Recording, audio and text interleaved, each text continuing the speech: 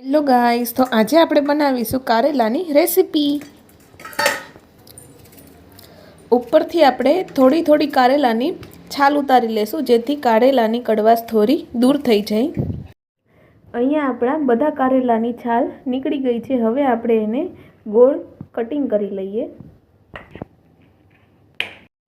આ કારેલાની છાલ છે જેનું આપણે જ્યુસ કરીને પણ પી શકાય છે। જેને શુગરની તકલીફ હોય એ આ છાલનું જ્યુસ કરીને પીવે તો રિઝલ્ટ સારું એવું આવે છે। હવે આપણે કારેલાને કુકરમાં બાફી લઈએ મીઠું નાખીને।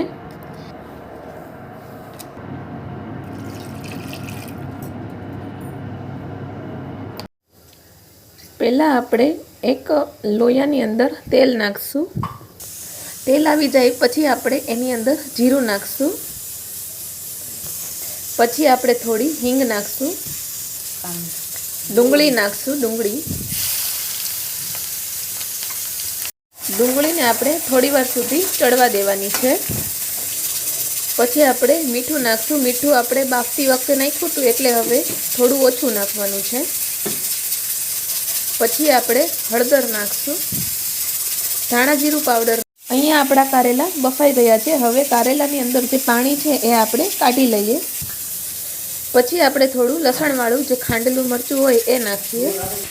પછી આપણે ટોમેટો કેચઅપ નાખશું। હવે અહીંયા આપણે સેવને અચકચરી વાટી લીધી છે એ નાખશું। આપણે થોડો ગોળ નાખશું। કારેલા બહુ કડવા હોય તે માટે આપણે થોડો ગોળ નાખશું। કારેલાની અંદર આપણે ગોળ અને લીંબુ બંને નાખીએ તો કારેલા કડવા નથી લાગતા। હવે આપણે કારેલા નાખીને થોડી વાર માટે ચડવા દઈએ। બધું પહેલાં મિક્સ કરી લઈએ। તો ગાઈસ, અહીંયા અમારી કારેલાની રેસીપી તૈયાર છે। તો મને તો કારેલાની સબ્જી જરાય ભાવતી નથી। કોને કોને ભાવે છે એ કમેન્ટ બોક્સમાં જરૂરથી લખજો। Thank you.